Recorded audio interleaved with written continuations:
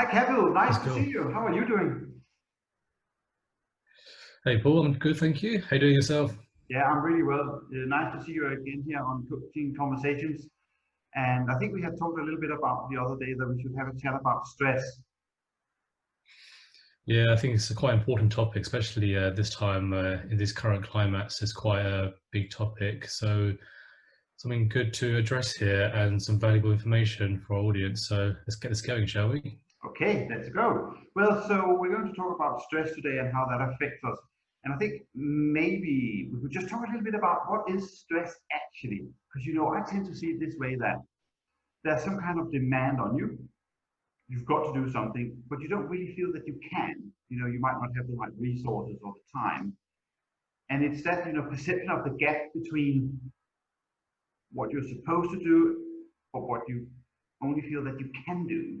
And that gap is where the Mm. stress is because you feel you cannot manage it. Does that make sense to you? Yeah, it does, and I see it quite often in my life, and it's I think it's often in everyone's lives really on different scales, all right? And the question is, how do you deal with it, and when do you actually see it for yourself? When do you catch yourself out that you're getting stressed? And you need to ask the question, what is it, the stress that I'm facing, where's it coming from? And for me personally, it usually comes from having to perform in a certain way which is not familiar to me. And on that basis, it's just, well, okay, this is brand new to me. So how do I face this situation? What different skills do I need to utilize here? How shall I see this in different ways? So, and let's not forget, not all stress is bad stress. It's how you tackle it in the situation and what you learn from it going forward as well. Yeah, definitely, definitely. I mean, and I think we all know the feeling, physically how we feel when we have stress. The heart rate goes up, and you get a dry mouth and all that, and strange feelings in your tummy or whatever. And that's just normal, isn't it? I mean, that's what happens. And as you're saying, is how we actually deal with it. And I think Yeah. one of the things is that it has a lot to do with the state of mind that you're in that day. Mm. How are you feeling? Maybe what happened before that, and how do you feel you're on top of things today and can conquer the world? And if you can't do that, that just makes it a lot worse. Yeah, no, definitely. I face that situation where I've got multiple tasks to get through for the day, and you just don't know where to start from. And something Exactly. I started to do was just keep a list, something simple, just like put it there and then just know what to do and just say, like, you know what, this is important, this is not so important. Let me just tackle this by this one bit at a time and really break it down. And that way you just set the day for yourself in such a powerful way. Yeah, I mean, I was just thinking about, in our coaching practice, because obviously we talk about stress quite often with our clients. Mm. And I was just thinking whether we should do some role playing. If I could give you an example, and maybe Mm. we could talk about, what will we do in a coaching situation with that. So here's I'm imagining. I'm going to do a presentation for the board about some facts and figures, and Mm. and though I've got the figures ready, I just don't feel very good about it. I feel that I'm a bit clumsy and stuttering and so on. So I go to this presentation with a lot of stress inside of me, mainly about myself. I Yeah. get through it, I do it, I do the presentations, it doesn't work very well. I don't feel I'm very convincing in that situation. And when I'm finished, I might have a conversation with my boss.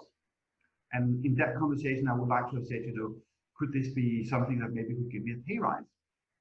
And my boss says, well, it didn't go that well, so maybe not this time. And all I then feel is just I feel really rubbish afterwards and feel really Mm. bad about myself. Mm. What would you do, in a coaching situation? What do you think we could do with that if a client came to us with that kind of scenario? Yeah, no, that's quite an intriguing topic there because I think giving presentations has always been quite a stressful time for many people in the workplace. One of the models I use, I really want to break this down for clients, is to use a model called STAR. So you've got STAR, so you've got four different barriers here. And what's really good about this model is that it addresses not just the situation, but what's going on inside of you as a person Hmm. and what's going on outside of you as a person, so internal and external, and the situation as a whole. So first one, S, is the situation where you actually do address what is the actual circumstance today. So we have to give a presentation based on this, this, and this. Where's it coming from? Why are we doing that? And then the next question is, okay, that's the situation. What are the thoughts that are coming out as a result of the situation? These are your cognitions that are playing in your mind. You think to yourself, oh, I'll go give a presentation today. I don't feel so good about it. I'm getting nervous. And you're not feeling very convinced that's going to go so well. And that's what's playing in your mind. That's the internal phase there. Then the next piece is the actions. So what are the actions that are happening around you as a result of the thoughts and the cognitions that are going through your mind? And it can be, you know, well, I'm trying to do this and I've got people staring at me. Like I've got an audience in front of me who are just like looking at me like face to face. And you're like, you feel like, you know, there's just a big rush in your body. You think, oh my God, this is so much happening here. And then so we address the internal and the external. And then the last bit is the R, the result. What is the result of the actions that are happening around you and also inside of you and the situation as a whole? So here we actually are just putting it all together. So the result is, okay, bring this all together. What is the result? And as you said, you know, having that conversation with your boss to get a salary raise, and that's the result that could happen at the end of it. But we can actually twist that around a little bit. So we got the STAR there. We can now play it backwards. So you got RATS, R-A-T-S. Okay. So star and RATS. So star, you're actually addressing the problem in a negative sort of scenario or negative sort of mindset. However, when you got RATS, you're playing it backwards with a more positive mindset. So in that case, you've got first one being R, being the result. What is the result you ideally want? In this case, result is I want to get a salary rise, for example, from my boss. That's the result. That's the starting point. That's exactly what I need to get to.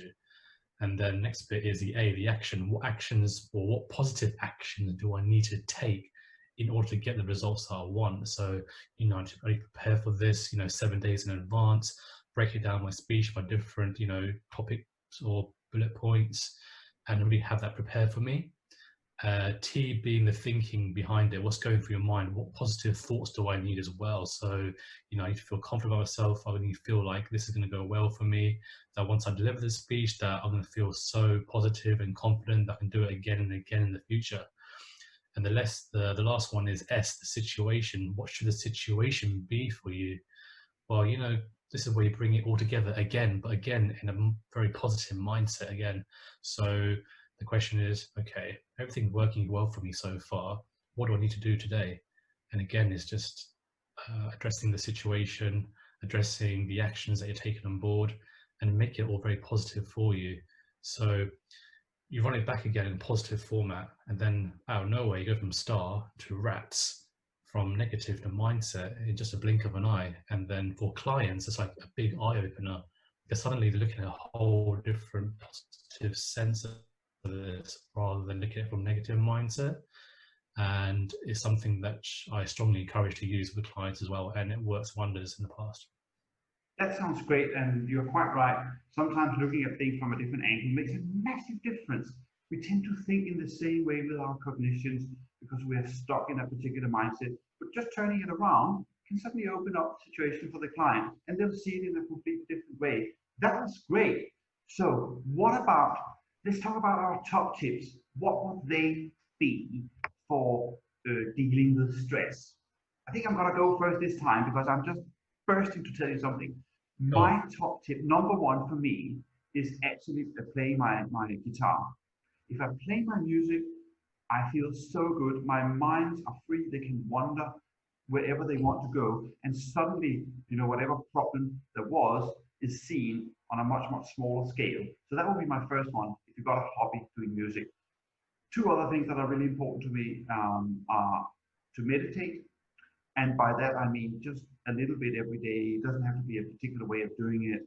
My favorite one is actually just focusing on my breathing and noticing what's going on, slowing down my heart rate. Then exercise, obviously. And for me, that's out early in the morning at 6 o'clock. You know, I'm out every morning exercising, and that helps me a lot for the rest of the day. And I think finally, and we all know this, of course, from all the research that's done, is to make sure you get enough sleep and regular sleep. How about you, Kapil? What's your suggestions? Yeah, so for me, it's almost similar to what you're talking about, the exercise piece, especially in the mornings, you know, getting your body moving. And let's let's be clear here. Doing exercise in the morning doesn't mean to go to the gym for 45 minutes or hour and a half, like on the treadmill or whatever that could be. It could just be a matter of doing movement for 5 minutes around the house somewhere. You know, you're doing a few push-ups or a few jumping jacks just to get your body moving, you know, just to get your body in that mindset. You know what, I'm ready for the day now, I'm energized. So very simple things like that, literally a 5-minute interval. Another one for me is actually writing down what exactly I need to, well, not just accomplish for the day, but just write down for myself, what am I thinking right now? And actually putting that on paper. And that helps to actually channel the thoughts and the actions you need to take to address what you think is making you stressed in the first place. Because right now, a lot of people are going through many different emotions, many different, you know, tasks in one day, and they have no way to actually channel that in the right way. So for me, writing it down goes a long way.